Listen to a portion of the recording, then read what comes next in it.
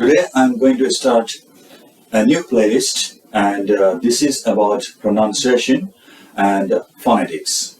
So we'll discuss some important phonetics in this video, and this video is going to be the beginning of the series on phonetics and pronunciation. And in this video, we'll learn the phonetics of cha, sa, and sha. So let us start our lesson on cha, sa, and sha. Talking about first sound of phonetics, you can notice that cha sound is actually the combination of two symbols, ta and sha. If you combine both symbols, it produces cha sound.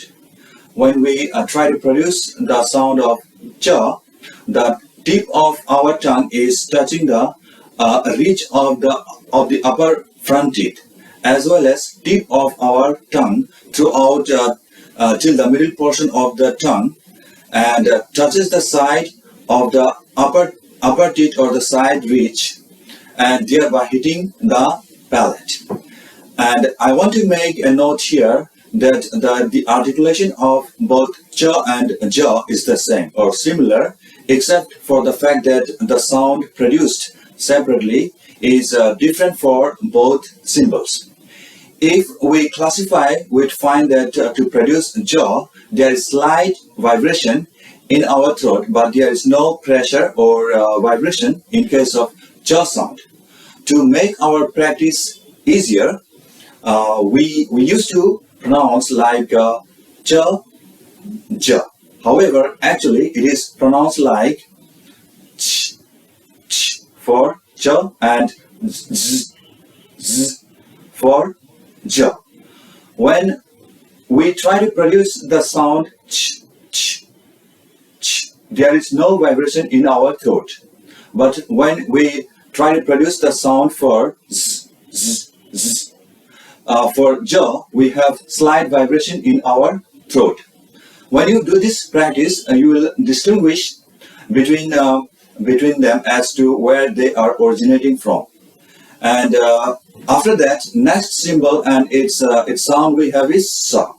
This has got hissing sound, simply blowing the air through the gap between the upper and lower front teeth. The tip of our tongue touching the teeth, we should not let our tip of tongue to touch the front teeth. So it is hissing sound. The last letter in this lesson for today is sha.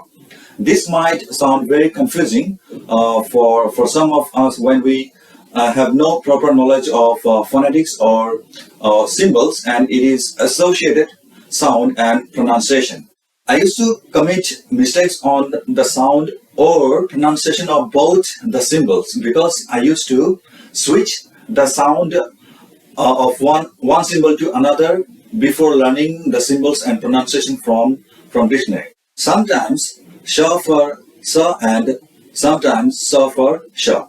As for the sound of sha, we need to keep our tongue in normal position and then bend the inner part or exactly the middle part of our tongue and let it touch the palate and blow air through our rounded lips like this. Sha, sha, sha.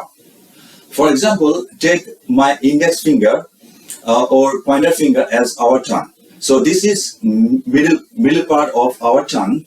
Only this portion, middle portion of our tongue should hit palate or touch the palate or roof of our mouth to produce the sound sha. And there are many different explanations on sha sound by different people who have tried to explain in beautiful and many different ways. But I found the technique that I have mentioned, wherein middle portion of tongue touching the palate as easier one, and I actually use this technique. Whichever technique you are comfortable with, you have to be clear and certain on the pronunciation of sa and sha. This is really important for those learners who are trying to learn the English language on their own.